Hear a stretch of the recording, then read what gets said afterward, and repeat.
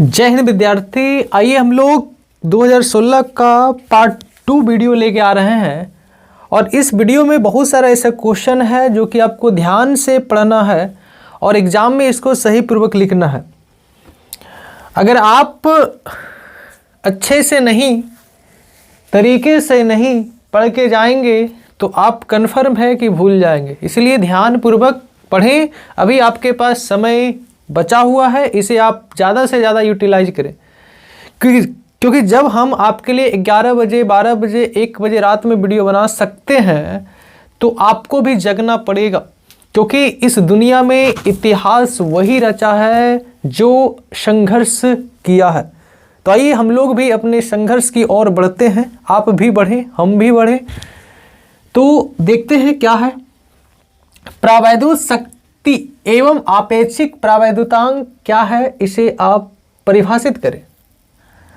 तो अगर आप जो भी विद्यार्थी स्क्रीनशॉट लेना चाहते हैं, हम साइड में हो गए, आप स्क्रीनशॉट ले लीजिए, क्योंकि बहुत सारा कंप्लेन आ रहा था सर स्क्रीनशॉट लेने में नहीं बनता। सबसे पहले आप स्क्रीनशॉट ही लीजिए, क्योंकि आपकी बात को नज़रअंदाज करना बुड़बकी वाला काम हो जाएगा।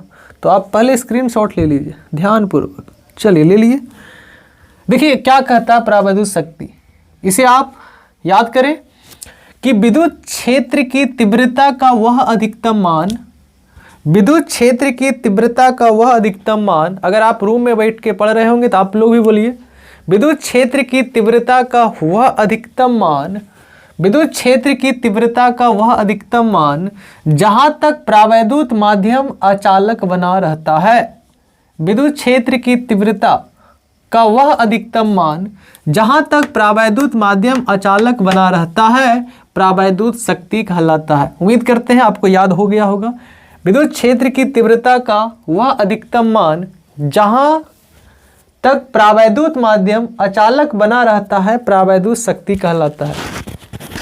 दूसरा डिफिनेशन आपसे पूछा गया कि आपेक्षिक प्रावैधुतांक या आपेक्षिक विद्युतशीलता। प्रावैधुतांक को आप विद्युतशीलता भी पढ़ सकते हैं। इसका परिभाषा आपको लिखाया गया होगा, आप पढ़े भी होंगे। डिफिनेशन बड़ा आसान है। किसी माध्यम का प्रावैधुतांक या फिर किसी माध्यम का विद्युतशीलता और निर्वात के विद्युतशीलता का अनुपात उस माध्यम का आपेक्षिक विद्युतशीलता या आपेक्षिक प्रावैधुतांक कहलाता है। तो सभी लोग याद रखेंगे, एप्सिलॉन आर बराबर हो जाएगा एप्सिलॉन बटे एप्सिलॉन नॉट। और ये आपके सामने नोट में देखिए लिखा गया है, इसे आप ध्यानपूर्वक पढ़ लें, क्योंकि ऑब्जेक्टिव में बहुत बार पूछा गया है कि धातु का प्रावैधुतांक कितना होता है, अनंत। और आप एक चीज़ याद रखिएगा, किसी भी पदार्थ का प्रावैधुतांक हमेशा 1 से अधिक होता है, 1 से कम नहीं होता, हमेशा 1 से अधिक होता है। तो ऑब्जेक्टिव में पूछा जाता है बहुत बार कि धातु का प्रावैधुतांक कितना होता है, इसे आप याद कर लें। अनंत होता है। वायु का कितना होता है, 1.000536, इसको 1 के अप्रॉक्स माना जाता है, तो 1 से अधिक ही हुआ ना। कांच का 5.10, केरोसिन का 2.0, ग्लिसरॉल का 4.3, मोम का 2 से 2.3, पानी का 80.4। और इस मोम से, मोम तो फिर लिखा गया, सॉरी लिखा हुआ है, कोई बात नहीं, इसे हटा दें। तो आप इसे अच्छे से याद कर लें ताकि एग्ज़ाम में भूल ना पाए। एक बार फिर से पढ़िए, क्या बोल रहा है, प्रावैधुत सामर्थ्य क्या है। विद्युत क्षेत्र की तीव्रता का वह अधिकतम मान जहां तक प्रावैधुत माध्यम अचालक बना रहता है, प्रावैधुत शक्ति कहलाता है। अगला क्वेश्चन है, आपेक्षिक विद्युतशीलता या आपेक्षिक प्रावैधुतांक क्या कहलाता है। किसी माध्यम का प्रावैधुतांक, या फिर इसको ऐसे भी पढ़ सकते हैं, किसी माध्यम की विद्युतशीलता और निर्वात की विद्युतशीलता का अनुपात उस माध्यम का आपेक्षिक विद्युतशीलता कहलाता है या फिर आपेक्षिक प्रावैधुतांक कहलाता है। प्रावैधुतांक को विद्युतशीलता भी बोल सकते हैं, ये सब याद कर लें। धातु का प्रावैधुतांक अनंत, वायु का 1.00536, तो ये आप याद कर लें, ऑब्जेक्टिव में पूछा जाता है। तो मिलते हैं नेक्स्ट प्रश्न में। जय हिंद विद्यार्थी। आइए हम लोग 2016 का नेक्स्ट प्रश्न की ओर बढ़ते हैं और हम आपको एक चीज़ बताना चाहते हैं कि अगर आप इस वीडियो पे फिर से अगर 50 लाइक करते हैं तो हम आपके लिए डेली अच्छे अच्छे प्रश्न लेके आएंगे जो एग्ज़ाम में वेरी वेरी इंपॉर्टेंट है। और आपको जो सिलेबस पढ़ाया गया आप उस पर भी ध्यान दें प्यारे बच्चों।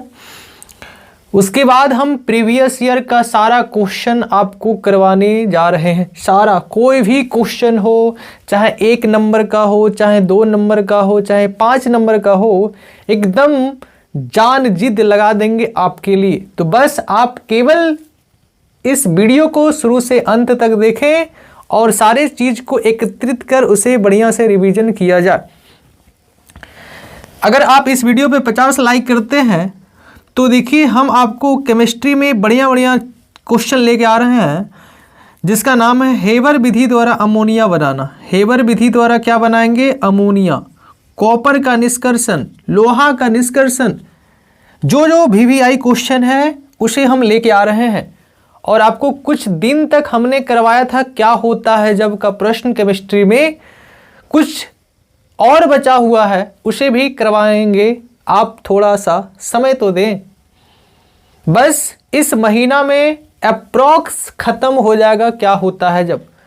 देखिए ये क्वेश्चन जो है, अगर आप इसे डिटेल में समझना चाहते हैं तो 1 से 2 दिन के अंदर AC का वीडियो हम डालेंगे और प्रेरण का वीडियो डालेंगे, जिसके कारण ये दोनों क्वेश्चन आराम से आप समझ सकते हैं। लेकिन फिलहाल के लिए आप स्क्रीनशॉट ले लें, आप इसे पढ़ लें, अगर ठीक है समझ में आया तो ठीक है, नहीं तो हम इसके लिए एक स्पेशल वीडियो लेके आ रहे हैं जिसका नाम है प्रत्यावर्ती धारा और चुंबकीय प्रेरण।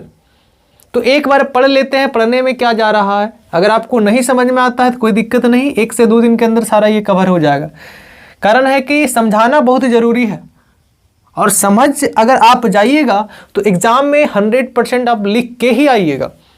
लेकिन अगर रट्टा मार के जाएंगे तो आप लिख के कभी ना आ पाएंगे। तो हम कोशिश करेंगे कि कोई भी प्रश्न को रटवाएं ना, आप उसे समझ के जाएं, एग्जाम में लिखाएगा ही लिखाएगा। एक बार पढ़ लीजिए, 1 से 2 दिन के अंदर सब आ जाएगा। पूछ रहा है कि चौक कुंडली और प्रवर्तक का उपयोग को समझाए। प्रवर्तक हम लोग बोलते हैं स्टार्टर को, मोटर में जो स्टार्टर होता है उसी को बोलते हैं हम लोग प्रवर्तक। देखिए क्या बोला, चौक कुंडली का उपयोग से परिपथ में विद्युत ऊर्जा का व्यय न्यूनतम होता है। अगर आप चौक कुंडली का यूज कीजिएगा तो बताइए विद्युत परिपथ में ऊर्जा क्या होता है? न्यूनतम खर्च होता है। जबकि केवल अगर प्रतिरोध लगाएंगे तो वहां पे ऊर्जा अधिक खर्च होता है। सिरा आराम से लिख सकते हैं, इसमें ऊर्जा का व्यय केवल लोहा के क्रोड में शिथिल क्षय के कारण होता है, बाकी बात किसी के कारण नहीं होता है। कितना मस्त देखिए लैंग्वेज लिख दिया है कि चौक कुंडली का उपयोग हम लोग इसलिए करते हैं ताकि परिपथ में ऊर्जा कम से कम खर्चा हो। लेकिन अगर आप केवल और केवल प्रतिरोध का यूज करते हैं तो ऊर्जा अधिक मात्रा में खर्च होता है। और चौक कुंडली में जो ऊर्जा खर्च होता है वो केवल और केवल किसके कारण होता है भाई? लोहे के क्रोड में शिथिल क्षय के कारण होता है। देखिए कितना आसान से याद हो गया, लेकिन हम इसे समझाएंगे बहुत बेहतर तरीका से। उसके बाद है देखिए मोटर स्टार्टर का उपयोगिता समझाना। मोटर प्रवर्तक एक प्रेरक है जिसका प्रतिरोध नगण्य होता है। जिसका प्रतिरोध क्या होता है? नगण्य होता है, परंतु प्रतिघात होता है। जैसे आप लोग डीसी में पढ़िएगा, डीसी में डीसी के लिए प्रतिरोध को प्रतिरोध पढ़ते हैं, लेकिन अगर एसी का बात कीजिएगा तो प्रतिरोध को हम लोग प्रतिघात पढ़ते हैं, और वहां पे एसी में प्रतिघात ओमेगा एल होता है। इसके लिए बता रहा है, और यह धारा के मान को नियंत्रित करता है। बस इतना ही पॉइंट लिखना है। तो इसे हम डिटेल में भी समझाने वाले हैं, तो आप थोड़ा समझ दें। अगर थोड़ा याद आ रहा है तो आप इसे लिख लेंगे, अगर याद होता है तो ठीक है, नहीं भी होता है तो 1 से 2 दिन के अंदर ये भी कवर हो जाएगा। आप स्क्रीनशॉट ले लें। जय हिंद विद्यार्थी, आइए हम लोग 2016 का पार्ट 2 पढ़ रहे हैं, जिसमें से कुछ क्वेश्चन इससे पहले हो चुका है। अब इस क्वेश्चन को देखें ध्यान से, और ये बहुत ही आसान है। एक्स किरणें के किन्हीं 2 गुणों को लिखें। सबसे पहले ये बताइए, एक्स किरण का नाम सभी लोग सुने होंगे। जैसे किसी भी इंसान का अगर किसी कारणवश हाथ पैर टूट जाता है तो आप डॉक्टर के पास जाते हैं तो सबसे पहले उस हाथ या पैर का एक्सरे किया जाता है, अर्थात एक्स किरण से देखा जाता है, क्योंकि ये नॉर्मल प्रकाश से इसके अंदर वाला नहीं देखा जा सकता है।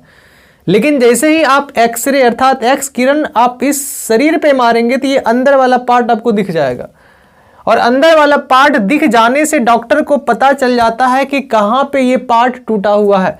हाथ का कौन सा भाग टूटा हुआ या फिर पैर का कौन सा भाग टूटा हुआ है जिसे डॉक्टर को प्लास्टर करने में आसानी होता है। तो आप समझ पाए होंगे कि एक्स किरण क्या है।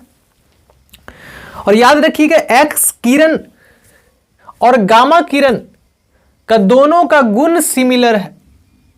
जो एक्स किरण का गुण है वही गामा किरण का भी गुण है, लेकिन एक पॉइंट आपको ध्यान में रखना है कि सबसे अधिक भेदन क्षमता, भेदन का मतलब भेद करने की क्षमता अर्थात भेदने की क्षमता, आर पार करने की क्षमता सबसे अधिक गामा किरण में होता है। और एक्सरे किरण में भी भेदन क्षमता होता है लेकिन गामा से कम होता है। इस पॉइंट को याद रखिएगा। ऑब्जेक्टिव में पूछा जाता है कि किस किरण का भेदन क्षमता, किस किरण का भेदन क्षमता, किस किरण का भेदन क्षमता अधिक होता है। तो आप याद रखिएगा एक्सरे किरण का भेदन क्षमता सबसे अधिक होता है, सॉरी गामा किरण का भेदन क्षमता एक्स किरण से अधिक होता है। और ऑब्जेक्टिव में बहुत बार पूछा गया कि किस किरण का भेदन क्षमता सबसे अधिक होता है, तो आप इस चीज़ को याद रखिएगा गामा किरण का भेदन क्षमता सबसे अधिक होता है और एक्सरे किरण का इससे कम होता है। एक्सरे, रे का मतलब किरण। और एक पॉइंट देखिए यहाँ पे हम लिख दिए कि गामा किरण के सभी गुण मौजूद होता है किसमें, एक्स किरण में। तो अगर आप एक्स किरण का गुण याद कर लेते हैं तो गामा किरण का गुण भी वही है, और गामा का याद कर लेते हैं तो एक्स का भी वही है। लेकिन एक डिफरेंस है कि इसका भेदन क्षमता, इसका भेदन क्षमता एक्स रे किरण से अधिक होता है। ऑब्जेक्टिव में बहुत बार पूछा गया कि किस किरण का भेदन क्षमता सबसे अधिक होता है, तो अब याद रखिएगा गामा किरण का भेदन क्षमता सबसे अधिक होता है। तो इसको याद कीजिए। पहला गुण, ये किरणें पदार्थ से होकर गुजर जाती है। दूसरा, ये किरणें गैसों को आयनीकृत कर देती है। बस हो गया। अब ये नेक्स्ट प्रश्न की ओर बढ़ते हैं। जय हिंद, नमस्कार। नमस्कार विद्यार्थी, आप सब कैसे हैं। तो मिलते हैं नेक्स्ट क्वेश्चन में। और ये क्वेश्चन बहुत इंपॉर्टेंट है। पेल्टियर प्रभाव क्या है। देखिए बहुत आसान है। इसमें क्या करेंगे हम लोग, दो चालक लेंगे। क्या करेंगे, दो चालक को कंबाइन करेंगे। मान लेते हैं ये लोहा का है या किसी और का भी हो सकता है। ये लोहा का चालक है और इसके जस्ट नीचे कॉपर के चालक के साथ जोड़ा जाता है। दो अलग अलग चालक को क्या करेंगे, जोड़ेंगे। तो ये जहां पे मिलता है इसको हम लोग क्या बोलते हैं, जंक्शन।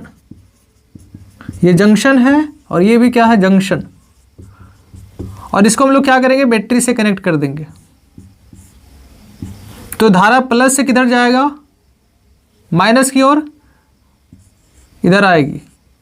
तो ये एक जंक्शन ठंडा हो जाएगा और एक जंक्शन क्या हो जाएगा, गर्म। और यही प्रभाव पेल्टियर प्रभाव कहलाता है।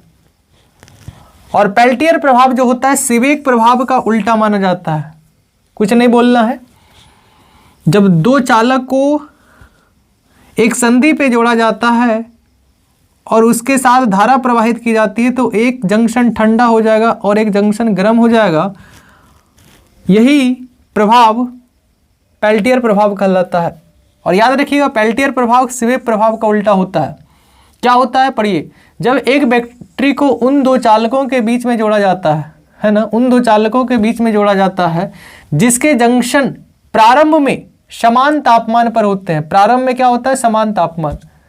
लेकिन जैसे ही धारा प्रवाहित करते हैं तो जंक्शन का तापमान क्या होता है, परिवर्तन। एक हो जाता है ठंडा, एक हो जाता है गर्म।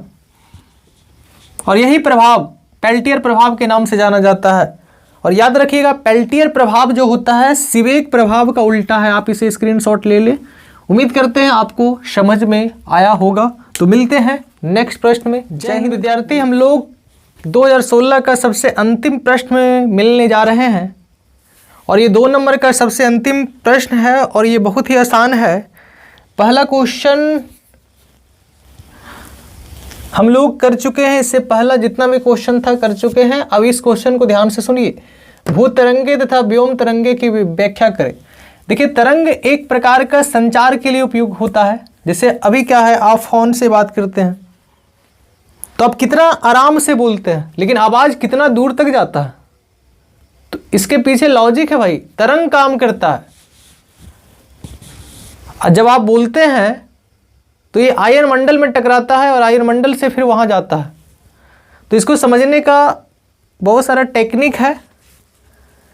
अब वो समझने का समय हमारे पास थोड़ा कम है, लेकिन आप इसे थोड़ा दिमाग में रखेंगे तो कन्फर्म है याद हो जाएगा।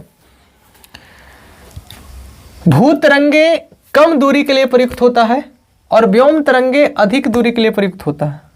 और याद रखिएगा इसका जो आवृत्ति होता है वो 500 किलो हर्ट्ज से 1500 किलो हर्ट्ज तक होता है। किलो का मतलब समझते होंगे 10 के पावर 3। और इसको जो प्रयोग करते हैं 1.5 मेगा हर्ट्ज से, मेगा का मतलब 10 के पावर 6, 30 मेगा हर्ट्ज तक। तो ये अधिक दूरी के लिए प्रयुक्त होता है और ये कम दूरी के लिए प्रयुक्त होता है। बस इतना लिखना है, हो गया। मिलते हैं नेक्स्ट प्रश्न में।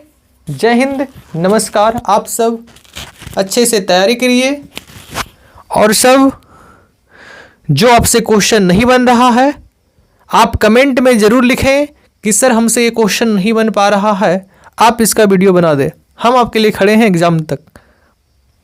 तो आप पढ़ाई में किसी भी तरह का कोताही ना करें क्योंकि समय बहुत कम है।